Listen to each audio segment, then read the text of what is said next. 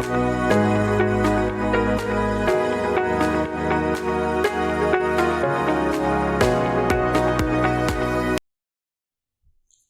Morning my dear friends. ఈరోజు మనం bed circulate సిస్టంలో గతంలో ఏ విధమైనటువంటి క్వశ్చన్ రావడం జరిగింది అంటే ది ప్రీవియస్ ఇయర్ క్వశ్చన్స్, ఈ బెడ్ సర్క్యులేట్ సిస్టంలో వచ్చినటువంటి ప్రీవియస్ ఇయర్ క్వశ్చన్స్ మీద అంటే గతంలో ఏ విధమైనటువంటి క్వశ్చన్లు వచ్చాయి, దానికి అనుబంధంగా భవిష్యత్తులో ఆ టాపిక్ మీద ఇంకా ఏ విధంగా క్వశ్చన్ రావడానికి అవకాశం ఉంది అనే దాని గురించి ఒకసారి మనం మాట్లాడుకుందాం. ఇప్పుడు మొట్టమొదటి నేను క్వశ్చన్ చూపిస్తున్నాను. ఇదేంటంటే 2022 ఆగస్టు 30వ తేదీన జరిగినటువంటి ఆర్ఆర్బి గ్రూప్ డి ఎగ్జామ్లో ఈ క్వశ్చన్ రావడం జరిగింది. ఒకసారి క్వశ్చన్ చూడండి. Some functions of lymph are given below, select the option with the correct functions అని క్వశ్చన్ ఇచ్చాడు. అంటే ఈ క్రింది వాటిలో లింఫ్ యొక్క విధుల గురించి ఇవ్వడం జరిగింది. వీటిలో కరెక్ట్ అయినటువంటి ఫంక్షన్లు ఏవి అని ఇక్కడ అనమాట. అంటే లింఫ్ ఏం పని చేస్తుంది, లింఫ్ అంటే శోషరసము.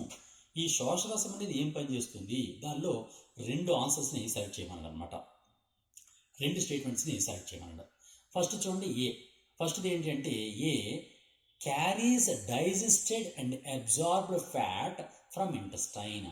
ఇంటెస్టైన్ నుంచి జీర్ణమైనటువంటి శోషించబడుతున్నటువంటి క్రొవ్వుని శోషించడానికి ఉపయోగపడుతుంది అన్నది కరెక్ట్ అయినటువంటి ఆన్సరే. ఇది కరెక్టే. అంటే ఇంటెస్టైన్ నుంచి లాస్ట్ క్లాస్లో మీకు చెప్పాను, ఈ శోషరసము లేదా లింఫాయిడ్ వ్యవస్థ అనేది ఏ విధమైనటువంటి పనులు చేస్తుంది అనేది లాస్ట్ క్లాస్లో మీకు చెప్పాను. మీరు ఎవరైనా చూడకపోతే లాస్ట్ వీడియోని మీరు చూడండి. ఇప్పుడు దీనిలో నేను ఏం చెప్తున్నాను అంటే, ఆల్రెడీ మనం చెప్పాం, మన చిన్న ప్రేగుల లోపల ఉన్నటువంటి మైక్రోవిల్లే ఉంటాయి. ఆ మైక్రోవిల్లే లోపలే ప్రత్యేకంగా ఉన్నటువంటి లింఫాటిక్ వెసల్స్ ఉంటాయి అన్నమాట. లింఫాటిక్ వెసల్స్ అంటే శోషరస నాళాలు అనే భాగాలు ఉంటాయి. శోషరస నాళాలు లేదా లింఫాటిక్ వెసల్స్ అంటారు. ఆ లింఫాటిక్ వెసల్ సహాయంతో మన జీర్ణమైనటువంటి ఆహారం, చిన్న ప్రేగుల్లో జీర్ణమైనటువంటి ఆహారం ఉన్నటువంటి ఫ్యాట్ సబ్స్టెన్సెస్ని పీల్చుకోవడానికి ఈ శోషరసం అనేది ఉపయోగపడుతూ ఉంటుంది అనేది కరెక్ట్ అయినటువంటి ఆన్సర్. ఏ కరెక్టే. Next, carries carbon dioxide to lungs. Carbon డైఆక్సైడ్ని లంగ్స్కి, ఊపిరితిత్తులకు చేరవేయడానికి ఉపయోగపడుతుంది అన్నాడు. ఇది రాంగ్. ఎందువల్లంటే రక్తం మాత్రమే, అంటే హీమోగ్లోబిన్ మాత్రమే ఆ పని చేయగలదు తప్ప శోషరసం అనేది కార్బన్ డైఆక్సైడ్ని రవాణా చేయమంచలేదన్నమాట. అలాగే థర్డ్ అని ఇచ్చాడు, carries RBCs to the lymph nodes అన్నాడు. లింఫ్ నోడ్స్కి ఆర్బీసీలో అంటే ఎర్ర కణాలను చేరవేస్తుంది అన్నాడు. నిజానికి ఈ లింఫ్ నోడ్స్లో లేదా శోషరస నాళాల్లో, శోషరస గ్రంథుల్లో ఆర్బీసీస్ అనేవి ఉండవు. అందులో ఇది కూడా రాంగ్ ఆన్సర్. బి రాంగే, సి రాంగే. నెక్స్ట్ డి చూద్దాం. Drains excess fluid from extra cellular space back into the blood అన్నాడు. ఇక్కడ ఒక పదం చూడండి, ఇక్కడ ఇచ్చాడు ఎక్స్ట్రా సెల్యులర్ స్పేస్ అన్నాడు. ఎక్స్ట్రా సెల్యులర్ అంటే అర్థం ఏంటంటే, ఫర్ ఎగ్జాంపుల్ వరుస క్రమంలో సెల్స్ ఉన్నాయి అనుకోండి, మన బాడీలో ఇలా సెల్స్ ఉన్నాయి, ఇలా ఒక సెల్స్ అనేవి ఒక వరుస క్రమంలో ఇలా ఉన్నాయి. ఈ సెల్స్ అనేవి నెక్స్ట్ దాని పక్కన మరో కొన్ని సెల్స్ ఉంటాయి. ఇప్పుడు ఈ సెల్స్కి బయట భాగంలో ఉన్నటువంటి ద్రవ పదార్థాన్ని, అంటే ఒక సెల్ ఉంది అంటే ఆ సెల్కి బయట ఉన్నటువంటి ద్రవ పదార్థాన్ని ఎక్స్ట్రా సెల్యులర్ ఫ్లూయిడ్ అని పిలుస్తారు అనమాట. లోపల ఉన్నదాన్ని ఏమంటాం, సైటోప్లాజం అంటాం. సెల్ లోపల ఉన్నటువంటి అంటే కణం లోపల ఉన్న దాన్ని సైటోప్లాజం లేదా జీవ పదార్థము అంటారు. జీవ పదార్థము లేదా సైటోప్లాజం అంటారు. బయట ఉన్నటువంటి ద్రవ పదార్థాన్ని ఎక్స్ట్రా సెల్యులర్ ఫ్లూయిడ్ లేదా కణబాహ్య ద్రవము అంటారు అనమాట. ఆ కణబాహ్య ద్రవంలో ఎక్కువగా ఉండిపోయినటువంటి లిక్విడ్స్ని బ్లడ్లోకి పంపిస్తుంది అన్నాడు. ఇది కూడా కరెక్ట్ ఆన్సర్ అనమాట. ఈ విధంగా రెండు ఏ అండ్ డీలు కరెక్ట్ అయినటువంటి ఆన్సర్లు. అందులో ఈ క్వశ్చన్కి ఆన్సర్ ఏంటి అంటే 1 అనమాట. ఏ అండ్ డి అనేది ఆన్సర్ అనమాట. ఇప్పుడు రెండో క్వశ్చన్ చూద్దాం. Second question. ఈ question RRB group D exam 2022 September 13వ తేదీన జరిగినటువంటి ఆర్ఆర్బి గ్రూప్ డి ఎగ్జామ్లో ఈ క్వశ్చన్ రావడం జరిగింది. ఈ క్వశ్చన్ ఏంటి అంటే, systolic pressure is a measure of. Systolic pressure అనేది ఏమిటి అని అడిగాడు. అది ఏట్రియల్ రిలాక్సేషనా, వెంట్రికులర్ రిలాక్సేషనా, ఏట్రియల్ కంట్రాక్షనా, వెంట్రికులర్ కంట్రాక్షనా అని అడిగాడు. ఇందుకే మనకి ఇదంతా ఎక్కడి నుంచి వచ్చింది, లాస్ట్ క్లాస్లో మనం చెప్పుకున్నాం. హార్ట్ యొక్క అంతర్నిర్మాణం మనం చెప్పుకున్నాం. గుండె అనేది ఏ విధంగా కనిపిస్తుంటుంది, ఈ విధంగా గుండె 4 గదులు కలిగి ఉంటుంది. పైన 2 గదులు ఉంటాయి, క్రింది భాగంలో 2 గదులు ఉంటాయి. ఇలా 2 గదులు క్రింది భాగంలో ఉన్నాయి. ఈ పైన ఉన్నటువంటి 2 గదుల్ని ఏట్రియమ్స్ లేదా ఆరికల్స్ కర్ణికలు అని పిలుస్తారు. ఇవి కర్ణికలు అంటారు. కిందన వాటిని ఏమంటాం? జఠరికలు, వెంట్రికల్స్ అని పిలుస్తారు. ఆరికల్స్ అండ్ వెంట్రికల్స్ ఇవి జఠరికలు అని పిలుస్తారు. ఆరికల్స్ అండ్ వెంట్రికల్స్ అని రెండింటిని పిలుస్తూ ఉంటారు. ఇక్కడ ఏట్రియం అంటే కర్ణికలు అనమాట, వెంట్రికల్స్ అంటే జఠరికలు అనమాట. ఇప్పుడు సిస్టోలు డయాస్టోల్ అనే రెండు పదాలు మీకు చెప్పాను ఆల్రెడీ. మన హార్ట్ గురించి, వర్కింగ్ మెకానిజం ఆఫ్ హార్ట్ గురించి చెప్తున్నప్పుడు మీకు రెండు పదాలు చెప్పాను. ప్రధానంగా హార్ట్ బీట్ అంటే ఏంటి అని చెప్పాను. హార్ట్ బీట్ అంటే హృదయ స్పందనలో రెండు దశలు ఉంటాయి. ఒకటి సిస్టోల్, సెకండ్ది డయాస్టోల్. సిస్టోల్ అండ్ డయాస్టోల్ అని రెండు పదాలు చెప్పాను. సిస్టోల్ అంటే హృదయం సంకోచం చెందడాన్ని, అంటే హార్ట్ కంట్రాక్షన్ చెందడాన్ని సిస్టోల్ అంటారు. హార్ట్ రిలాక్సేషన్ పొందడాన్ని డయాస్టోల్ అంటారు అని చెప్పాను. ఈ విధంగా సిస్టోల్ అంటే ఏంటంటే హృదయం సంకోచం చెందడం, డయాస్టోల్ అంటే ఏంటంటే హృదయం వ్యాకోచం చెందడం. ఈ విధంగా సిస్టోల్ అండ్ డయాస్టోల్ని కలిపి ఒక హృదయ స్పందన లేదా హార్ట్ బీట్ అని పిలుస్తారు. ఇప్పుడు ఇక్కడ మనకు ఒక బీపీ, బ్లడ్ ప్రెషర్ అనే విషయం కూడా చెప్పాను. ఏంటి అని అంటే సిస్టోల్ అయినప్పుడు, అంటే గుండె అనేది సంకోచం చెందినప్పుడు రక్తనాళాల లోపలకు, ఏవైతే మనకు రక్తనాళాలు ఉంటాయో ఆ రక్తనాళాల లోపలికి ఏ రక్తం వెళ్తూ ఉంటుంది. ఓకే, ఆ రక్తనాళాల లోపలికి ఏ రక్తం వెళ్తున్నప్పుడు ఆ రక్తనాళాల లోపల ఉన్నటువంటి రక్తపీడనం సిస్టోల్ సమయంలో ఎక్కువగా ఉంటుంది. ఎందువలన? రక్తం అనేది సిస్టోల్ సమయంలో గుండె కంట్రాక్ట్ అవుతుంది కాబట్టి గుండెలో ఉన్నటువంటి రక్తం అంతా కూడా రక్తనాళాలలో పంపించబడుతూ ఉంటుందన్నమాట. ఆ విధంగా పంపించబడినప్పుడు సిస్టోలిక్ ప్రెషర్ అనేది ఎక్కువగా ఉంటుంది. అది సాధారణంగా 120 ఉంటుంది అని చెప్పాను.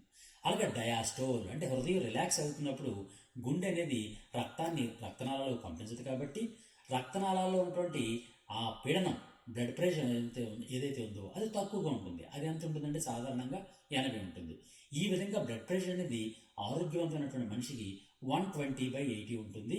పైన ఉన్నది సిస్టోలిక్ ప్రెషర్, కింద ఉన్నది డయాస్టోలిక్ ప్రెషర్ అనే విషయం చెప్పాను.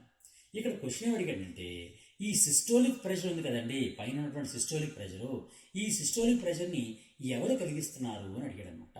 ఎవరు కంట్రాక్ట్ అవడం వలన లేదా ఎవరు రిలాక్సేషన్ అవడం వలన సిస్టోలిక్ ప్రెషర్ కలుగుతుంది. మనం ఆల్రెడీ ఒక పాయింట్ చెప్పాం. సిస్టోల్ అనేది కంట్రాక్షన్ ఆఫ్ ది హార్ట్, గుండె సంకోచం చెందడాన్ని సిస్టోల్ అంటాము. సిస్టోల్ అంటే గుండె కంట్రాక్ట్ అయినప్పుడు, సిస్టోల్ అయినప్పుడు ఉన్నటువంటి పీడనాన్ని సిస్టోలిక్ ప్రెషర్ అంటారు. ఇది సిస్టోలిక్ ప్రెషర్. కింద ఉన్నది డయాస్టోలిక్ ప్రెషర్. డయాస్టోలిక్ ప్రెషర్ అంటే ఏంటి? రిలాక్సేషన్ అయినప్పుడు. ఇక్కడ మనం చూడండి, ఇక్కడ క్వశ్చన్ ఇచ్చాడు, సిస్టోలిక్ ప్రెషర్ అన్నాడు. సిస్టోలిక్ ప్రెషర్ అంటే ఏంటి? గుండె సంకోచం చెందినప్పుడు వచ్చినటువంటి పీడనాన్ని, ప్రెషర్నే సిస్టోలిక్ ప్రెషర్ అంటారు. ఈ విషయం మనకు తెలుసు. అయితే సిస్టోలిక్ ప్రెషర్లో వీడి ఆన్సర్లో ఏమి ఇచ్చాడు? ఆప్షన్స్లో రెండు ఇచ్చాడు. ఏట్రియల్ రిలాక్సేషనా, వెంట్రికులర్ రిలాక్సేషనా, ఏట్రియల్ కంట్రాక్షనా, వెంట్రికులర్ కంట్రాక్షనా అన్నాడు. సిస్టోల్ అంటేనే కంట్రాక్షన్, అందులో రిలాక్సేషన్ అనేటటువంటి ఆన్సర్ కాదు. ఏట్రియల్ రిలాక్సేషన్ కాదు, వెంట్రికులర్ రిలాక్సేషన్ కాదు, కంట్రాక్షన్ మాత్రమే. మరి ఏది కంట్రాక్షను? ఏట్రియల్ కంట్రాక్షనా, వెంట్రికులర్ కంట్రాక్షనా అని ఒకసారి చూద్దాం. ఏట్రియం అంటే కర్ణికల్ని ఏట్రియల్ అంటారు, జట్రికల్ని వెంట్రికల్స్ అని అంటారు. ఈ విధంగా కర్ణికలు సంకోచం చెందిన తర్వాత రక్తం ఎక్కడికి వెళ్తుంది? వెంట్రికల్లోకి వెళ్తుంది, అంటే జట్రికల్కి వెళ్తుంది. కర్ణికలు అనేవి సంకోచం చెందిన తర్వాత రక్తం అనేది జట్రికల్లోకి వెళ్తుంది. జట్రికలు సంకోచం చెందిన తర్వాత రక్తం రక్తనాళాల్లోకి వెళ్తుంది. ఈ రక్తనాళాల్లో ఉన్నటువంటి పీడనాన్ని మనం ఇప్పుడు సిస్టోలిక్ ప్రెషర్ అని పిలుస్తున్నాం. ఇప్పుడు మనం చూడండి, రక్తనాళాల్లోకి వెళ్ళేటప్పుడు ఏ ప్రెషర్ పనిచేసింది? కింద ఉన్నటువంటి జట్రికలు కదా రక్తాన్ని పంప్ చేశాయి. అందువల్ల వెంట్రికల్స్ అనేవి కంట్రాక్ట్ అయినప్పుడు మాత్రమే రక్తనాళాల లోపలికి రక్తం వెళ్తుంది. అందువల్ల ఇక్కడ ఆన్సర్ ఏంటి అంటే వెంట్రికులర్ కంట్రాక్షన్. పాయింట్ అర్థమైంది కదండి? రిలాక్సేషన్ కాదు, డయాస్టోలిక్ ప్రెషర్ అయితేనే రిలాక్సేషన్.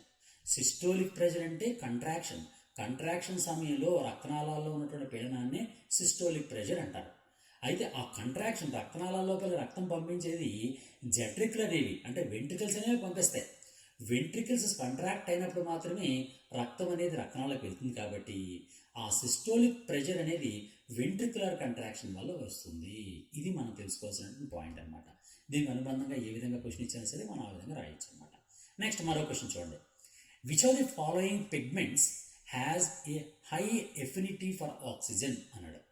అంటే ఆక్సిజన్ని అత్యధికంగా ఆక్సిజన్తో అత్యధికంగా రియాక్ట్ అయ్యేటటువంటి క్రింది పిగ్మెంట్స్లలో ఏది అత్యధికంగా ఆక్సిజన్తో రియాక్ట్ అవుతుంది అని అడిగాడు. ఆ ఆక్సిజన్తో రియాక్ట్ అయ్యే వాటిల్లో 4 ఆప్షన్ ఇచ్చాడు. హీమోగ్లోబిన్, సాధారణంగా మనుషులకు ఉండేది హీమోగ్లోబిన్. ఇది హీమోగ్లోబిన్.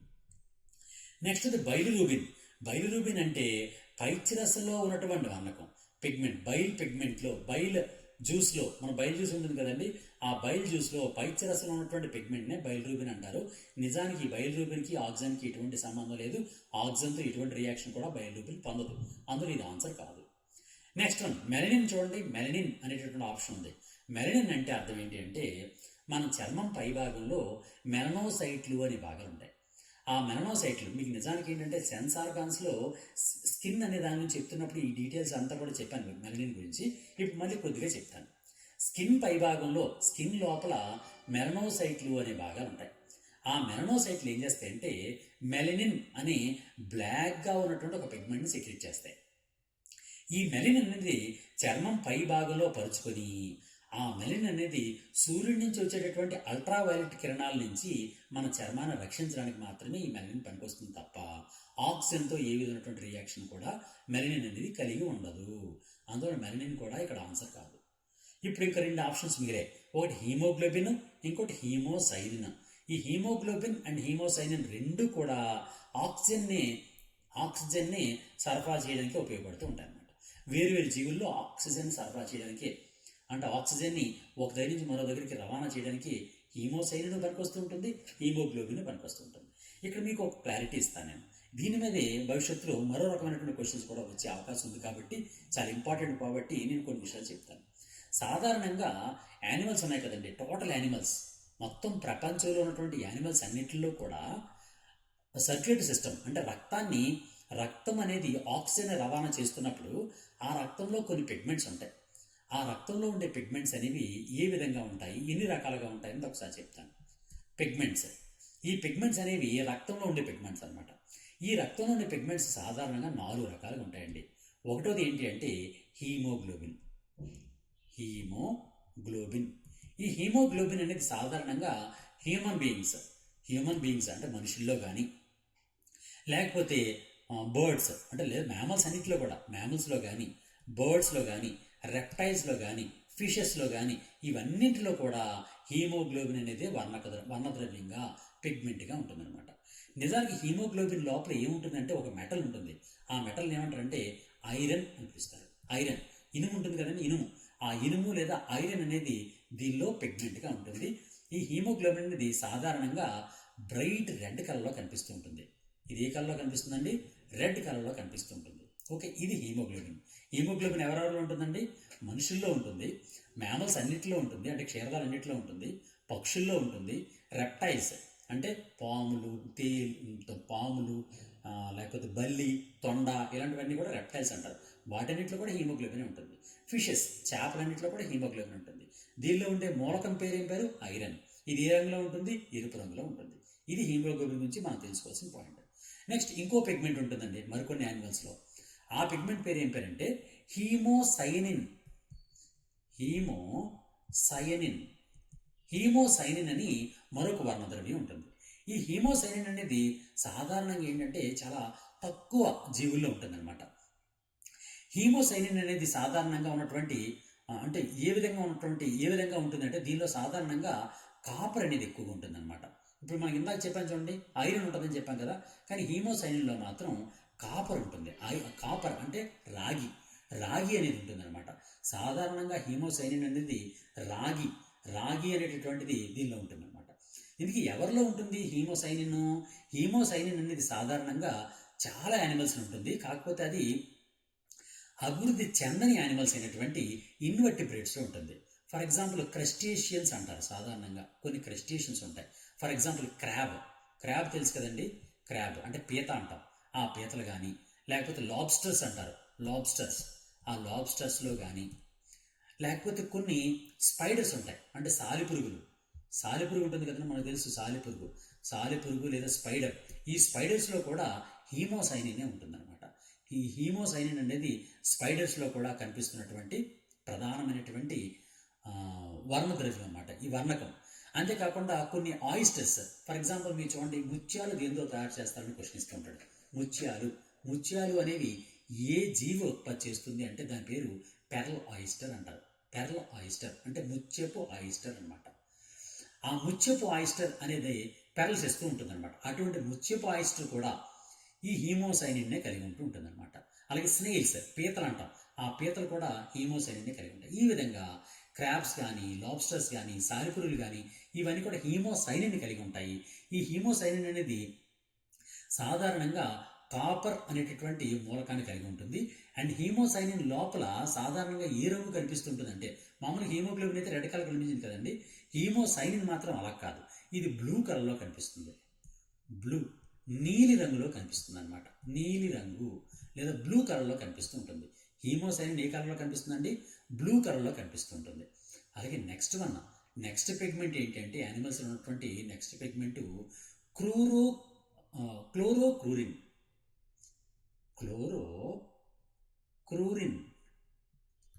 క్లోరోక్రూరిన్ దాని పేరు ఏం పేరంటే క్లోరోక్రూరిన్. తెలుగులో కూడా ఇదే పదం అండి, వేరే పదాలు ఉండవు. క్లోరోక్రూరిన్ అనేటటువంటి మరొక వర్ణద్రవ్యం ఉంటుంది. ఈ వర్ణద్రవ్యం అనేది సాధారణంగా డార్క్ గ్రీన్ కలర్లో ఉంటుందండి. ఇది అంటే డార్క్గా ఉన్నటువంటి బాగా ఆకుపచ్చ రంగులో ఉంటుంది. ఇది డార్క్ గ్రీన్ కలర్లో ఉన్నటువంటి వర్ణద్రవ్యమే క్లోరోక్లోరిన్. నిజానికి క్లోరోక్లోరిన్లో కూడా ఐరనే ఉంటుంది. ఐరన్ అనే మూలకం మాత్రమే Fe2+, అంటే ఐరనే దీనిలో కూడా కనిపిస్తుంది. ఇది కొన్ని అనిలిడ్స్, అంటే ఫర్ ఎగ్జాంపుల్ కొన్ని అనిలిడా జీవులు ఉంటాయి. ఆ అనిలిడా జీవుల్లో కానీ కొన్ని అంటే సముద్రానికి సంబంధించినటువంటి అనిలిడ్స్ అనమాట. వాటిని ఏమంటారంటే మెరైన్ అనిలిడ్ వోమ్స్ అంటారు. ఆ మెరైన్ అనిలిడ్ వోమ్స్లో ఈ క్లోరోక్లోరిన్ అనేది సాధారణంగా కనిపిస్తుంటుంది. ఇది సాధారణంగా ఏంటంటే ఆక్సిజన్ ఉన్నప్పుడు ఒక రకంగా ఉంటుంది, ఆక్సిజన్ లేకపోతే ఇంకో రకంగా ఉంటుంది. ఆక్సిజన్ ఉందనుకోండి, క్లోరోక్లోరిన్ లైట్ గ్రీన్ కలర్లో కనిపిస్తుంటుంది, లైట్ గ్రీన్ కలర్. అదే ఆక్సిజన్ లేదనుకోండి, అప్పుడు డార్క్ గ్రీన్ కలర్లో కనిపిస్తుంటుంది. ఈ విధంగా ఏదైనా కానీ మొత్తానికి క్లోరోక్లోరిన్ అనేది గ్రీన్ కలర్లో కనిపించేటటువంటి వర్ణద్రవ్యము, ఒక వర్ణకం అనమాట. అలాగే ఇంకోటి ఉంటుంది, దాని పేరు ఏం పేరంటే హీమో ఎరిత్రిన్. దాని పేరు హీమో ఎరిత్రిన్ అని ఇంకో వర్ణద్రవ్యం ఉంటుంది. మన సాధారణంగా హీమోగ్లోబిన్ ఒకటే మనం మాట్లాడుకుంటున్నాం, కానీ ప్రపంచంలో 4 రకాలైనటువంటి వర్ణద్రవ్యాలు నిజంగా చాలా ఉంటాయి, కానీ ప్రధానమైన మాత్రం 4 అనమాట. ఈ హీమో ఎరిత్రిన్లో కూడా ఐరనే ఉంటుంది, దీనిలో కూడా ఐరనే ఉంటుంది. ఐరన్ Fe2+ ఉంటుంది. కానీ ఇదే కలర్లో ఉంటుంది, అంటే వైలెట్ పింక్ కలర్లో ఉంటుంది అనమాట. పింక్ కలర్లో కనిపిస్తుంటుంది. పింక్ కలర్ అంటే మనం సాధారణంగా ఊదా రంగు అంటాం కదండి, ఆ ఊదా రంగు లేదా పింక్ కలర్లో కనిపిస్తుంటుంది అనమాట. నిజానికి ఏంటంటే ఆక్సిజన్ ఉన్నప్పుడు పింక్ కలర్లో కనిపిస్తుంటుంది. ఆక్సిజన్ కానీ లేకపోతే ఇది సాధారణంగా ఆక్సిజన్ లేకపోతే ఇది కలర్లెస్గా కనిపిస్తుంది, రంగే కనిపిస్తుంది, అసలు కలర్లెస్గా కనిపిస్తూ ఉంటుంది అనమాట. ఇది కూడా కొన్ని మెరైన్ ఇన్వర్టిబ్రేట్స్లో ఇది కనిపిస్తూ ఉంటుంది అనమాట. అంటే సాధారణంగా ఏం పిలుస్తారంటే వాటిని సైపెంక్యులిడ్స్ అని పిలుస్తుంటారు. ఆ సైపెంక్యులిడ్స్ అనేటటువంటి, అంటే అంత ఇంపార్టెంట్ కాదనుకోండి, యానిమల్స్ నేమ్స్ పెద్ద అవసరం లేదు, కానీ మెరైన్ ఇన్వర్టిబ్రేట్ యానిమల్స్లో హీమో ఎరిత్రిన్ అనేటటువంటి ఒక వర్ణద్రవ్యం ఉంటుందన్నమాట. ఈ విధంగా మొత్తం యానిమల్స్ అన్నింటిలో కూడా 4 రకాలైనటువంటి ప్రధానమైనటువంటి పిగ్మెంట్స్ ఉంటాయి. సాధారణంగా మనకు తెలిసేది హీమోగ్లోబిన్ మాత్రమే, కానీ ఒక్క హీమోగ్లోబినే కాదు, హీమోగ్లోబిన్, హీమోసైనిన్, క్లోరోక్లోరిన్, హీమో ఎరిత్రిన్ అని 4 రకాలైనటువంటి ఈ బ్లడ్ పిగ్మెంట్స్ సాధారణంగా మొత్తం ప్రపంచంలో కనిపిస్తుంటాయి, అన్ని యానిమల్స్లో కూడా. హీమోగ్లోబిన్ అనేది రెడ్ కలర్లో కనిపిస్తుంది, హీమోసైనిన్ అనేది బ్లూ కలర్ నీల రంగులో కనిపిస్తుంటుంది, క్లోరోక్లోరిన్ అనేది గ్రీన్ కలర్లో కనిపిస్తుంటుంది, హీమో ఎరిత్రిన్ అనేది పింక్ కలర్లో కనిపిస్తుంటుంది. రక్తం ఆయా జీవుల్లో ఆ విధాలుగా ఉంటుంది అనమాట. అందువల్ల వీటిని గుర్తుంచుకోవాలి. హీమోగ్లోబిన్ ఎందుకు ఎర్రగా ఉంటుంది? ఐరన్ ఉంటుంది కాబట్టి. హీమోసైనిన్ ఎందుకు నీలి రంగులో ఉంటుంది? కాపర్ ఉంటుంది కాబట్టి. క్లోరోక్లోరిన్ అనేది ఐరన్ ఉన్నప్పటికీ కూడా దీనికి ఉన్నటువంటి ప్రత్యేకత ఏంటంటే అది గ్రీన్ కలర్లో కనిపిస్తుంది. హీమో ఎరిత్రిన్లో కూడా ఐరన్ ఉంటుంది, కానీ ఇది పింక్ కలర్లో కనిపిస్తుంటుంది. ఈ విధంగా డిఫరెంట్ పిగ్మెంట్స్ అనేవి ఆక్సిజన్ రవాణాకు ఉపయోగపడుతూ ఉంటాయన్నమాట. ఇప్పుడు మనం అసలు క్వశ్చన్లోకి రండి. ఈ క్వశ్చన్స్ వచ్చినప్పటికీ which of the following pigments has highest affinity for oxygen? ఆక్సిజన్తో ఎక్కువ రియాక్షన్ పొందేటటువంటి పిగ్మెంట్ ఏది అని అంటే హీమోగ్లోబిన్ కన్నా అత్యధికంగా ఎఫినిటీ అనేది హీమోసైనిన్కి ఉంటుందండి. హీమోసైనిన్కే అత్యధికమైనటువంటి ఎఫినిటీ, అంటే రక్తం ఆక్సిజన్తో కలవడం అనేది హీమోసైనిన్కి ఎక్కువ ఉంటుందన్నమాట. ఎందువల్లంటే ఈ కాపర్ కలిగినటువంటి హీమోసైనిన్ అనేది అత్యంత పవర్ఫుల్గా ఉండి ఆక్సిజన్తో వేగంగా రియాక్షన్ కలిగి ఉంటుంది. అందులో ఆన్సర్ ఏంటి అంటే థర్డ్ ఆప్షన్ అయినటువంటి హీమోసైనిన్ అనేది దీనికి ఆన్సర్ అనమాట. ఓకే, నెక్స్ట్ క్వశ్చన్ చూడండి. Which are the following components of blood promotes immunity and helps the body fight against germs? ఏ రక్తంలో ఉన్నటువంటి ఏ భాగం వ్యాధి అసంక్రామితం కలిగిస్తూ ఉంటుంది, అంతేకాకుండా జెర్మ్స్ బ్యాక్టీరియాలను చంపడానికి పోరాటం చేస్తూ ఉంటుంది అని క్వశ్చన్ అడిగాడు. దీనిలో చూడండి నాలుగు ఆప్షన్స్ ఇచ్చాడు. బ్లడ్ ప్లేట్లెట్స్ మన అందరికీ తెలుసు. బ్లడ్ ప్లేట్స్ ఎందుకు మనకు వస్తాయి? బ్లడ్ ప్లేట్లెట్స్తో మన కొయాగ్యులేషన్ అంటే రక్త స్కందనం, రక్తం గడ్డకట్టడానికి పనికి వస్తూ ఉంటుంది బ్లడ్ ప్లేట్లెట్స్. బ్లడ్ ప్లాస్మా ఎందుకు పనికి వస్తుంది? రక్తంలో ఉన్నటువంటి ద్రవ పదార్థాన్నే ప్లాస్మా అంటారు. దీని ద్వారా అనేకమైనటువంటి ఆక్సిజన్ కానీ, లేకపోతే కార్బన్ డైఆక్సైడ్ కానీ, లేదా ప్రోటీన్స్ కానీ, లేకపోతే హార్మోన్స్ కానీ, ఇలాంటివన్నీ కూడా రవాణా చెందించడానికి మాత్రం ఈ ప్లాస్మా పనికి వస్తూ ఉంటుంది. రెడ్ బ్లడ్ కార్పసల్స్ ఏం చేస్తాయి? ఆక్సిజన్ని ఊపిరితిత్తుల నుంచి శరీర భాగాలకు సరఫరా చేయడానికి, శరీర భాగాల నుంచి ఊపిరితిత్తులకి కార్బన్ డైఆక్సైడ్ రవాణా చేయడానికి పనికొస్తుంటాయి. వైట్ బ్లడ్ సెల్స్ అంటే తెల్ల రక్త కణాలు అనేవి ఇవన్నిటిని ఏమని పిలుస్తారంటే microscopic policemen of the body అంటారు. వ్యాధులు రాకుండా కాపాడడానికి పనికొస్తుంటాయి. అందువల్ల ఇక్కడ ఆన్సర్ ఏంటి అంటే ఫోర్త్ వన్, తెల్ల రక్త కణాలు. ఓకే, తెల్ల రక్త కణాల గురించి ఇంకా డీటెయిల్గా అవి ఎన్ని రకాలుగా ఉంటాయి, ఏ పని చేస్తుంటాయి, అవన్నీ కూడా లాస్ట్ వీడియోలో చెప్పాను. మీకు వినకపోతే లాస్ట్ వీడియో, ఇంకా ముందు క్లాస్లో లాస్ట్ వీడియో ఉంది, ఒకసారి చూడండి. ఓకే, ఇది దీని answer. Next fifth question. Blood coagulation occurs with the help of అంటే రక్తము గడ్డ కట్టడం అనేది దేని సహాయంతో జరుగుతుంది అని అడిగాడు. అది రెడ్ బ్లడ్ సెల్సా, వైట్ బ్లడ్ సెల్సా, ప్లేట్లెట్సా, blood plasma? Red blood cells ఎందుకు పనికి వస్తాయి? ఆక్సిజన్ కార్బన్ డైఆక్సైడ్ రవాణా చెందించడం పనికి వస్తాయి. వైట్ బ్లడ్ సెల్స్ ఎందుకు పనికి వస్తాయి? ఇమ్యూనిటీ, బ్యాక్టీరియాలు రాకుండా కాపాడతాయి. బ్లడ్ ప్లాస్మా ఎందుకు పనికి వస్తుంది? వేరు పదార్థాలను రవాణా చేయడం పనికి వస్తుంది. అందువల్ల ఆన్సర్ ఏంటి? ప్లేట్లెట్స్ అంటే రక్త స్కంద కణాలు అంటారు వీటిని తెలుగులో. స్కంద కణాలు లేదా ప్లేట్లెట్ సెల్స్ అంటారు అనమాట. ఆ ప్లేట్లెట్ సెల్స్ అనేవి ఇక్కడ మనకి రక్తము గడ్డ కట్టడానికి పనికి ఉంటుంది. మన రక్తం గడ్డ ఎలా ఏర్పడుతుందని కూడా నేను చెప్పాను ఆల్రెడీ. రక్తం గడ్డ ఎలా ఏర్పడుతుందండి? ప్లేట్లెట్స్ ఉంటాయి. ఈ ప్లేట్లెట్స్ అనేవి ఏం చేస్తాయి? థ్రాంబోకైనేజ్ అని ఎంజైమ్ ఉత్పత్తి చేస్తాయి. ఎక్కడైతే దెబ్బతిలిందో ఆ దెబ్బతిలినటువంటి భాగంలో థ్రాంబోకైనేజ్ అనేటటువంటి ఎంజైమ్ని ఈ ప్లేట్లెట్స్ ఉత్పత్తి చేస్తాయి. ఇప్పుడు ఆ థ్రాంబోకైనేజ్ వల్ల ఏం జరుగుతుందంటే ప్రోథ్రాంబిన్ అనేటటువంటి పదార్థం ఉంటుంది మన రక్తంలో. ఆ ప్రోథ్రాంబిన్ అనేది ఇన్యాక్టివ్ స్టేజ్లో ఉంటుంది. ఆ ఇన్యాక్టివ్ స్టేజ్లో ఉన్నటువంటి ప్రోథ్రాంబిన్ అనేది థ్రాంబిన్ అనే దానికి మారిపోతుంది. ఇప్పుడు ఈ థ్రాంబిన్ ఏం చేస్తుందనంటే ఫైబ్రినోజన్ అనేటటువంటి వాడి మీద పనిచేస్తుంది. ఫైబ్రినోజన్ అనేటటువంటి చిన్న ప్రోటీన్ మీద పనిచేసి ఆ ప్రోటీన్ని దారపోగుల్లో ఉన్నటువంటి పొడవుగా ఉన్నటువంటి ఫైబ్రిన్ అనే దారాల కింద మార్చేస్తుంది. పొడవైనటువంటి ఫైబ్రిన్ దారాల కింద మార్చేస్తుంది. ఈ ఫైబ్రిన్ దారాలు ఏం చేస్తాయి? మనకి ఎక్కడైతే దెబ్బతలిందో ఆ దెబ్బతలినటువంటి భాగంలో అడ్డంగా నిలువుగా పడిపోయి అక్కడ రక్తపు గడ్డ ఏర్పడేట్టుగా చేస్తూ ఉంటాయన్నమాట. ఈ విధంగా రక్తపు గడ్డ అనేది ఏర్పడుతుందని లాస్ట్ క్లాస్లో చెప్పాను. మీకు ఎక్కడైనా డౌట్ ఉంటే లాస్ట్ వీడియో వినండి, అందులో ఇంకా క్లియర్గా రాశాను. సరే, ఈ విధంగా మొత్తానికి ఇక్కడ కావాల్సిన పాయింట్ ఏంటి అని అంటే బ్లడ్ కొయాగులేషన్ ఎక్కడ జరిగింది అని అంటే బ్లడ్ కొయాగులేషన్ అనేది దేని వల్ల జరుగుతుంది అని అంటే ప్లేట్లెట్స్ వల్ల జరుగుతుంది. ఇది మనం గుర్తుంచుకోవాల్సింది. నెక్స్ట్ క్వశ్చన్ చూడండి. Which of the following is an example of a human cell that has the ability to modify it's shape? ఈ కింది వాళ్ళు ఏ సెల్ దాని షేప్ను మార్చుకునేటటువంటి అవకాశం కలిగి ఉంది అని అడిగాయన్నమాట. అది ఆర్బీసీలా, డబ్ల్యూబీసీలా, బ్రెయిన్ సెల్సా, లివర్ సెల్సా అని అడిగాడు. సాధారణంగా ఏంటంటే హ్యూమన్ సెల్స్ అనేవి కూడా అన్నీ కూడా ఒక నిర్దిష్టమైనటువంటి ఆకారంలో మాత్రమే కలిగిస్తుంటాయి.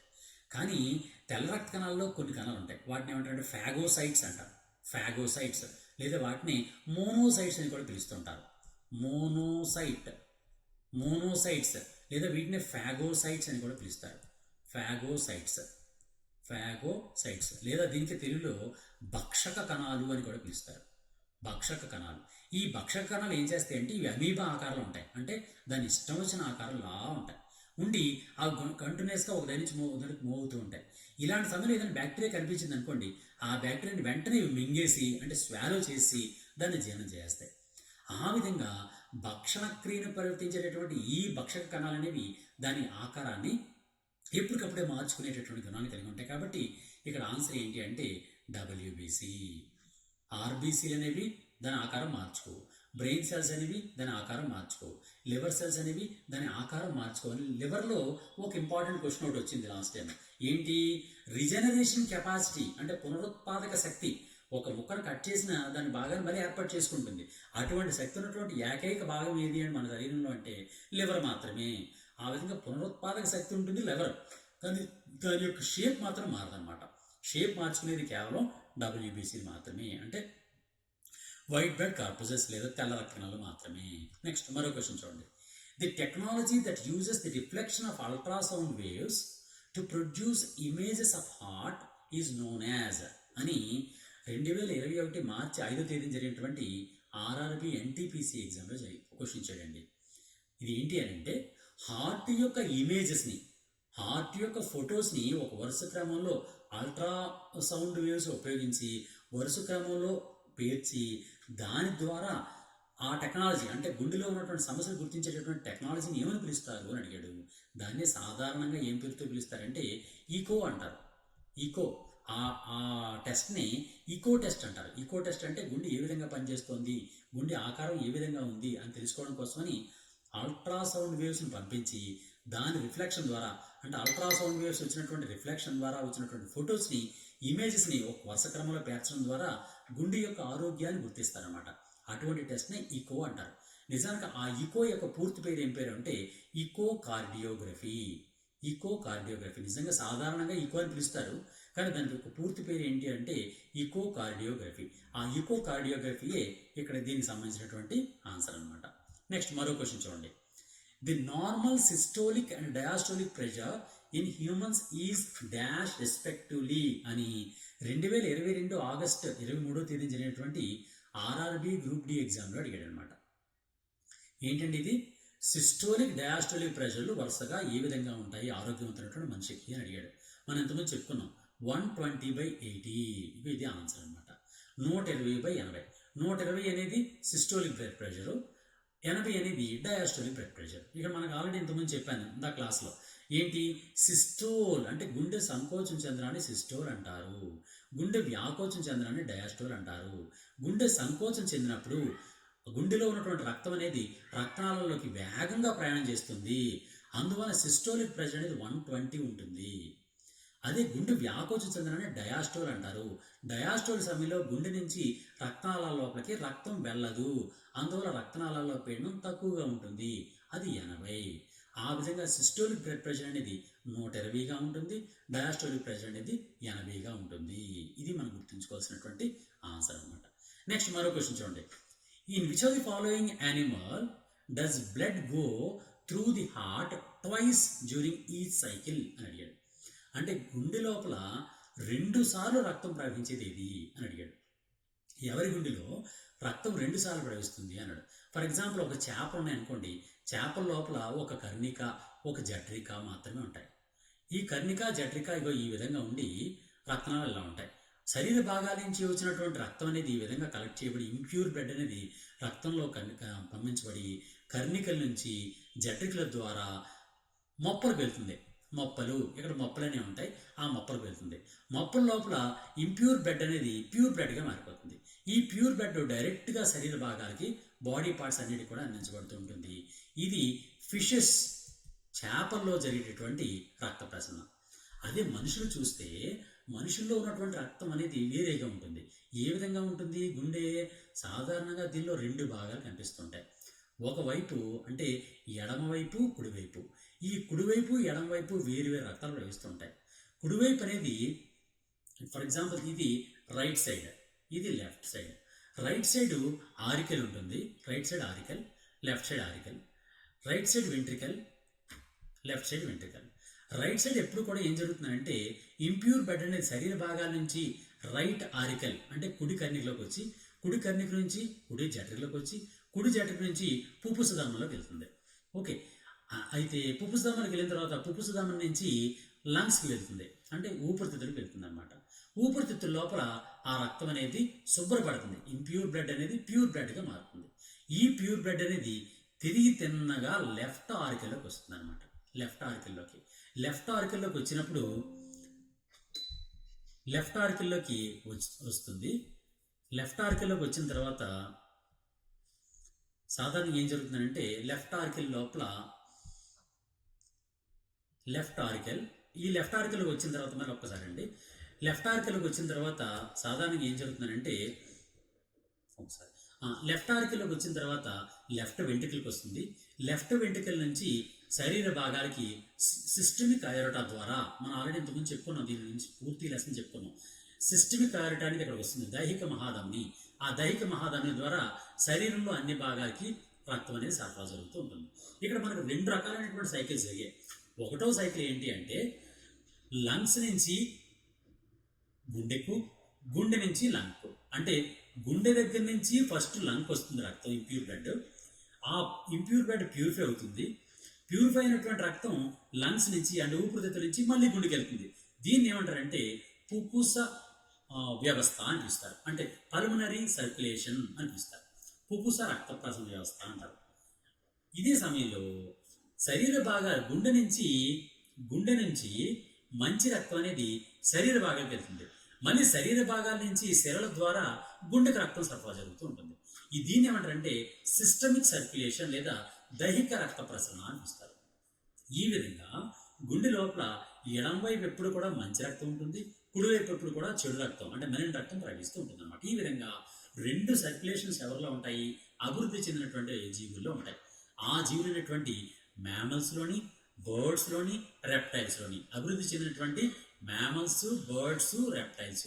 ఈ విధంగా క్షీరదాలు, పక్షులు మరియు రెప్టైల్స్ అంటే సరీసృపాలు వంటి ఈ 3 రకాల జీవుల్లో కూడా గుండెలో 2 సార్లు అనేది రక్త ప్రసరణ వ్యవస్థ జరుగుతుంది. ఇది మనం గుర్తుంచుకోవాల్సినటువంటి పాయింట్. అందులో ఈ క్వశ్చన్కి ఆన్సర్ ఏంటంటే 1 క్షీరదాలు, పక్షులు మరియు సరీసృపాలు. ఇది ఆన్సర్. నెక్స్ట్ మరో క్వశ్చన్ చూడండి. ఈ క్వశ్చన్ 2016లో ఆర్ఆర్బి ఎన్టీపీసీ ఎగ్జామ్లో అడగడం జరిగింది. A person with AB blood group, ఒక ఏబీ బ్లడ్ గ్రూప్ కలిగినటువంటి ఒక వ్యక్తి ఏ విధంగా చేయగలడు? Can donate blood to A, B and O blood group. తన రక్తాన్ని ఏ గ్రూప్ వాళ్ళకి, బి గ్రూప్ వాళ్ళకి, ఓ గ్రూప్ వాళ్ళకి కూడా ఇవ్వగలడు. ఇవ్వగలడా? ఇవ్వలేడు. Is called universal blood donor. సాధారణంగా యూనివర్సల్ బ్లడ్ డోనార్ అని ఎవరిని పిలుస్తారు? ఓ గ్రూప్ వాళ్ళని పిలుస్తారు. ఓ గ్రూప్ వాళ్ళని మాత్రమే పిలుస్తారు తప్ప ఏబి వాళ్ళని పిల్లరు. అందువల్ల ఇక్కడ ఆన్సర్ అనేది ఇది కూడా కాదు. అంటే 1 ఆన్సర్ కాదు, 2 కూడా ఆన్సర్ కాదు. నెక్స్ట్ 3 చూద్దాం. Blood can be receive from any blood group. ఎవరి నుంచైనా బ్లడ్ని తీసుకోగలడు. ఇది కరెక్ట్ అయినటువంటి ఆన్సర్.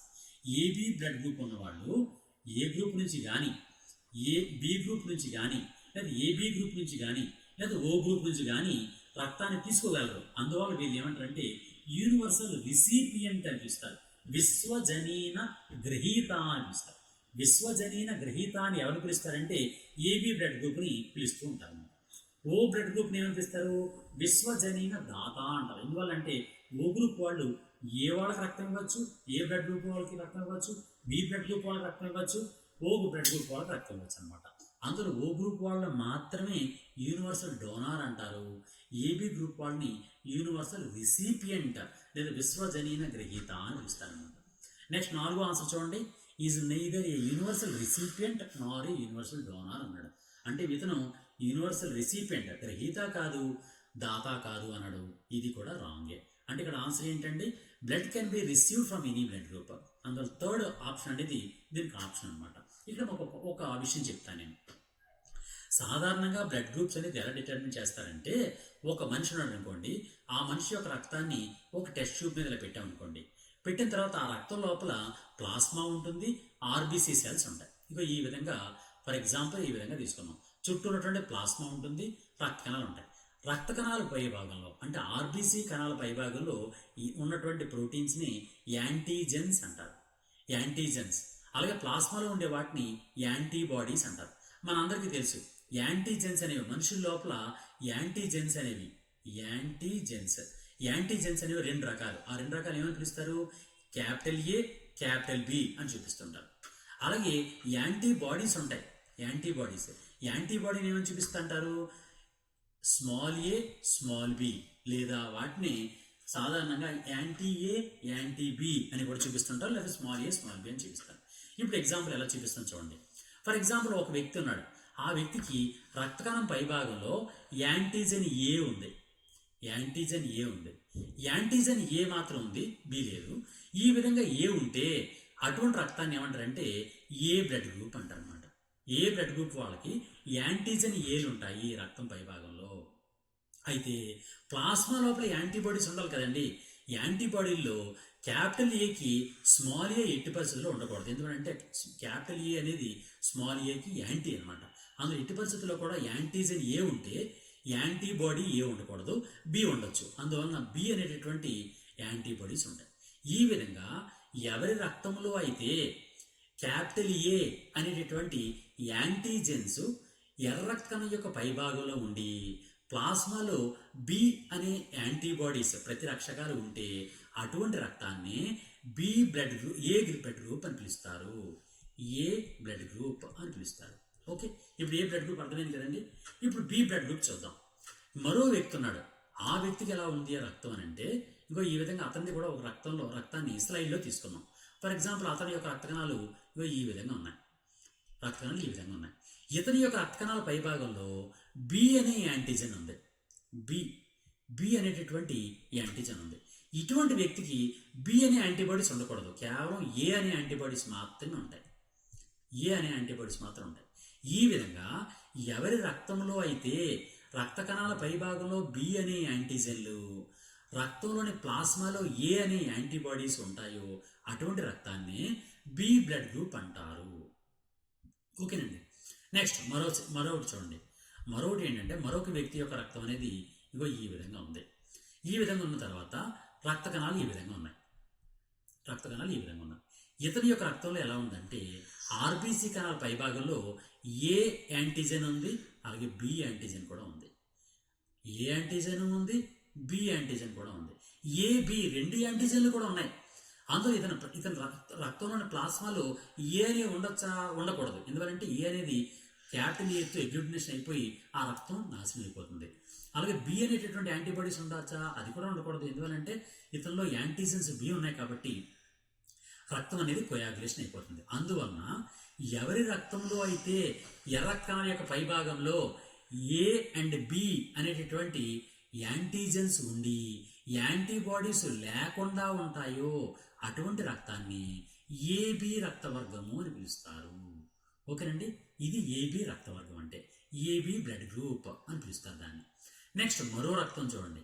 మరో రక్తం ఎలా ఉంటుందంటే ఈ విధంగా ఉంది. ఈ రక్తంలో యాంటీజెన్స్ యాంటీబాడీస్ చూడండి ఏ విధంగా ఉంటాయో. ఫర్ ఎగ్జాంపుల్ ఇవి రక్త కణాలు.